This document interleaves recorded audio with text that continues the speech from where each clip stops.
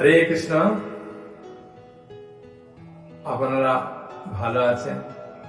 পবিত্র সরস্বতী নদী তীরে ভদ্রাবতী নামে এক সুসোনা খুব সুন্দর নগরী ছিল। চন্দ্রবংশজাত ধৃতিমান নামে এক রাজা সেখানে রাজত্ব করতেন। আর এই নগরীতেই একজন ধনবান বৈশ্য বাস করতেন। বৈশ্য মানে যারা ব্যবসা করে, গোচারণ করে, কৃষি রক্ষা বাণিজ্য এগুলো করে। তা তিনি খুব কর্মা ছিলেন, যেহেতু ধনবান। কিন্তু সেই টাকাগুলো তিনি কি করতেন না, তিনি নলকূপ, জলাশয়, উদ্যান, মঠ ও গৃহ ইত্যাদি নির্মাণ কার্যে ব্যবহার করতেন, আমাদের লোকেদের মঙ্গলের জন্য। যেহেতু তিনি রাজা এরিয়ায় আছেন, কিন্তু তিনি তো রাজা নয়, তিনি ধনবান ব্যক্তি। এগুলোকে বলা হয় পুণ্যকর্ম। তা তিনি এইসব কাজে নিযুক্ত থাকতেন, সব কাজে।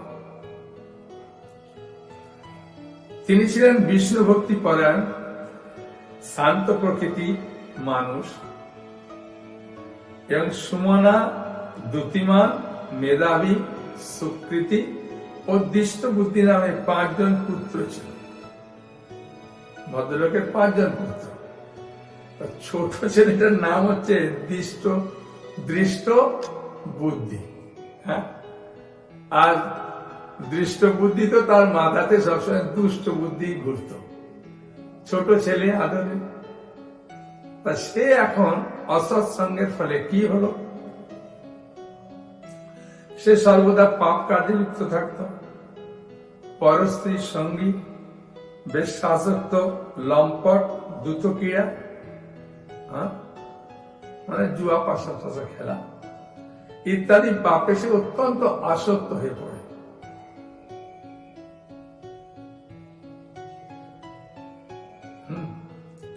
দেবতা, ব্রাহ্মণ, পিতামাতার সেবায়, দেবতা, ব্রাহ্মণ ও পিতামাতার সেবায় তার একেবারেই মতি ছিল না। যারা এইসব কাজ করে তাদের কোনো মতি থাকে না। দেখুন, ধনবান হওয়ার ফলে ছেলেকে আগে থাকতে ভালো করে একটু সংযতভাবে শাসন করেনি বলে কিরকম অসৎ পথে যাচ্ছে দেখুন। এরপরে কি করছে ছেলে, সে অন্যায় কার্যে রত থাকে। দুষ্টু স্বভাব, পিতৃধন মানে পিতার টাকা নিয়ে পালায়, ক্ষয় ধনকারী। সবসময় সে অভক্ষ ভক্ষণ করে, যেগুলো ভক্ষ নয়। শাস্ত্রে উল্লেখ আছে, সাধারণত মাছ, মাংস, মদ, এগুলো শাস্ত্রে উল্লেখ আছে, এটা হচ্ছে অভক্ষ। তাই তিনি ভক্ষণ করতেন, এগুলি খেতেন। যারা মাথায় দুষ্ট বুদ্ধি আছে তারা ওইসব নেশা করে, যত খারাপ কাজগুলো করে। এগুলো তো বলেই দিয়েছে, আর খুলে বলা দরকার নেই। তাই এগুলো স্বাভাবিক কারণে ওর আসে। যখন কেউ এরকম পাপ কাজ করে তখন তার বুদ্ধিগুলো পাপ কাজে লিপ্ত থাকে সবসময়।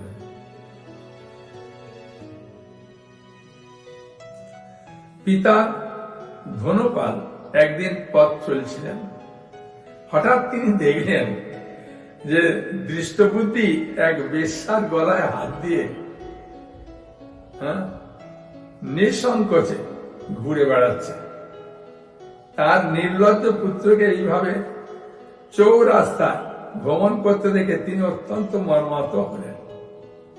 পুত্র বা পুত্রী যদি খারাপ হয় তাহলে বাবা মার যে কি কষ্ট হয় সেটা পুত্র আর পুত্রীও জানে না, কিন্তু বাবা মা জানে যে আমার হৃদয়ে কিভাবে, যেমন কাঁটা নিয়ে কারো হৃদয়ে ফুঁকিয়ে দিলে যেমন যন্ত্রণা হয়, সেই রকম হৃদয় যন্ত্রণা হয়। তাই ধনপালের এখন সেই রকম হৃদয় যন্ত্রণা হচ্ছে।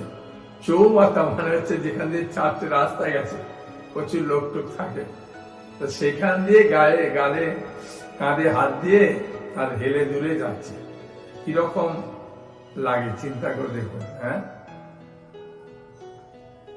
এই কুস্বভাব দর্শনে পিতা অত্যন্ত ক্রুদ্ধ হয়, তাকে গৃহত্যাগ করে বার করে দিল।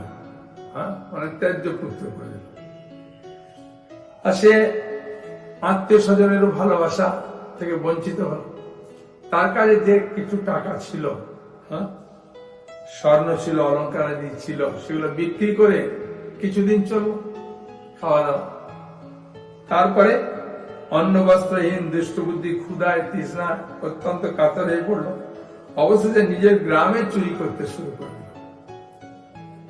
একদিন প্রহরীরা তাকে ধরে বন্দি করল, কিন্তু পিতার সম্মানার্থে তাকে ছেড়ে দিল। এভাবে বার কয়েক ধরা পড়ার পর কিন্তু তবু সে চুরি করে বন্ধ করলো না। তখন রাজা তাকে কারাগারে বন্ধ করে দিল। বিচারে সে কষাঘাত দণ্ডবোধ করল এবং কারাভোগের পর অনন্য উপায়ে দৃষ্টবুদ্ধি বনে প্রবেশ করল। কিছু খেতে না পারলে কি করে, বনে গিয়ে ফলমূল কিছু যদি পায় তো খাবে। সেখানে পশু পাখি বধ করে মাংস ভক্ষণ করে তার দুঃখ পাপময় জীবন যাপন করতে পারে। দুষ্ট কর্মের ফলে কেউ যখন সুখী হতে পারে না, তাই সে দুষ্ট বুদ্ধি দিবারাত্রি দুঃখ সুখে জর্জরিত হয়। হ্যাঁ, যারা মনে করুন পকেট মারে, চুরি করে, ওদের মনে করবেন না যে সুখে আছে, অনেক টাকা একবারে রোজগার করে ফেললো, প্রচন্ড দুঃখে থাকে। হ্যাঁ, টাকা যদি শান্তি দিত, তাহলে টাকা বিড়লা তো শান্তিকে ঘরে কিনে রেখে দিত, তাই না? না, এই ভগবত ভক্তি ছাড়া প্রকৃত শান্তির কোনো উপায় নাই, বুঝেছেন? এভাবে অনেকদিন অতিবাহিত হলো, কোনো পুণ্য ফলে, মানে আগে কখনো পুণ্য ফলে।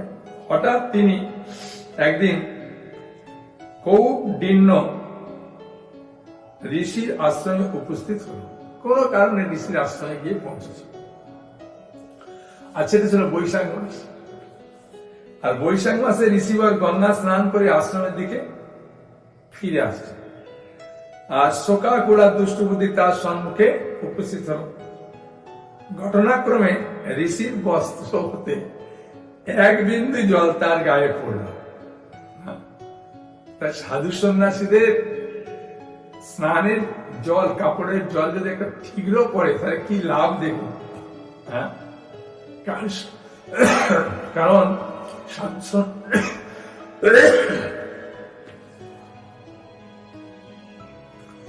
সাধু সন্ন্যাসীরা সবসময় ভগবানের চিন্তা ভাবনা নিয়ে আছে, তো তাই তাদের কষ্টজনিত কিছু জিনিসই আপনার মঙ্গল হয়। তাই এক বিন্দু জল গায়ে পড়ল। সেই জলস্পর্শে তার সমস্ত পাপ দূর হল। হঠাৎ তার শুভ বুদ্ধির উদয় হল। আসলে কৌডিন্য মুনি খুব শক্তিশালী। হ্যাঁ, মুনি আমাদের মতো নয়। আমাদের গায়ে কাপড়ের জল আপনার গায়ে পড়লে কিচ্ছু হবে না, কারণ আমরা সাধন ভজনে অতটা উন্নত হতে পারছি না। চেষ্টা করছি, শাস্ত্রে আছে যে ঐকান্তিক ভাবে নিষ্ঠার সহকারে যদি কেউ ভক্তি করে, ভগবান তাকে বিশেষ কৃপা করেন।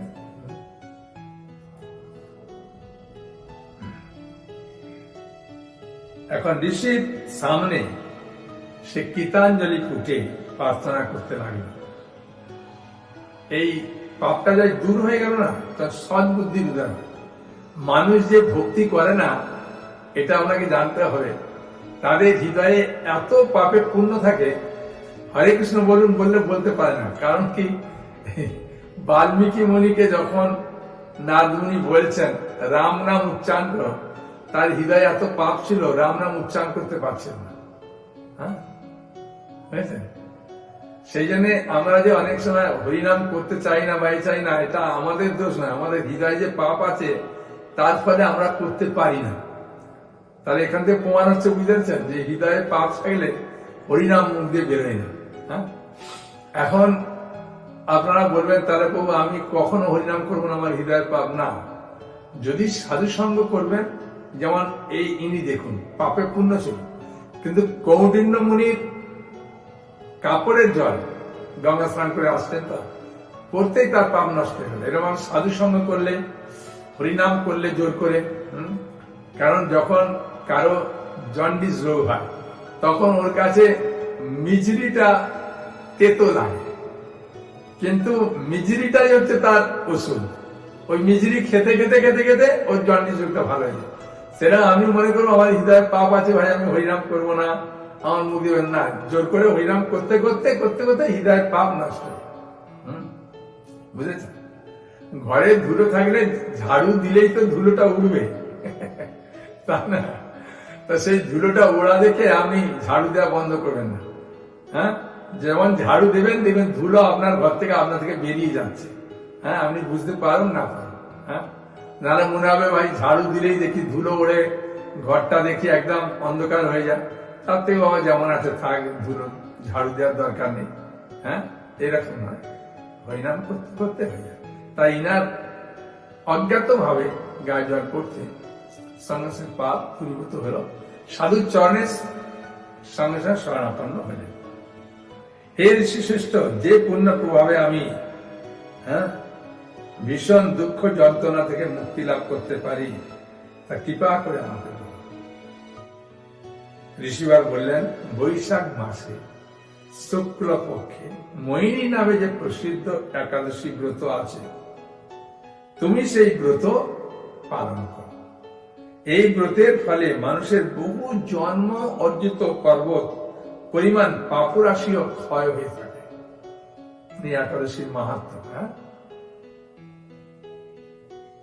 মহামুনি বশিষ্ঠ বললেন, কৌণ্ডিন্য ঋষির উপদেশ শ্রবণ করে প্রসন্ন চিত্তে দৃষ্ট বুদ্ধি সেই ব্রত পালন করল। মানে সাধুর কথা মতো আপনাকে চলতে হয়। সাধু যখন বলছে একাদশী করুন, একাদশী করলে আপনার মঙ্গল হবে, করা দরকার।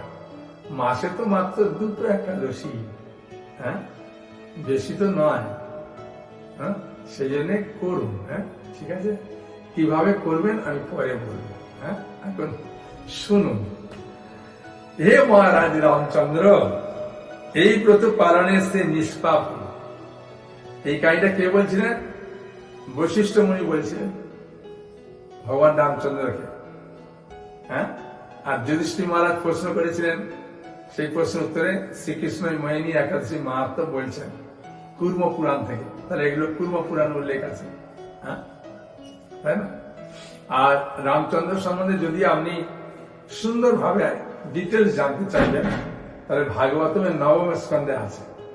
এই 9ম স্কন্ধের 10ম অধ্যায়ে একাদশ দ্বাদশ সব ভগবান রামচন্দ্রের কাহিনী আছে। হ্যাঁ, আপনারা যদি না থাকে তাহলে আমার হোয়াটসঅ্যাপ নম্বরে ফোন করবেন। হ্যাঁ, বুঝেছেন? 8373826061 আমি পাঠিয়ে দেবো, অসুবিধা নেই।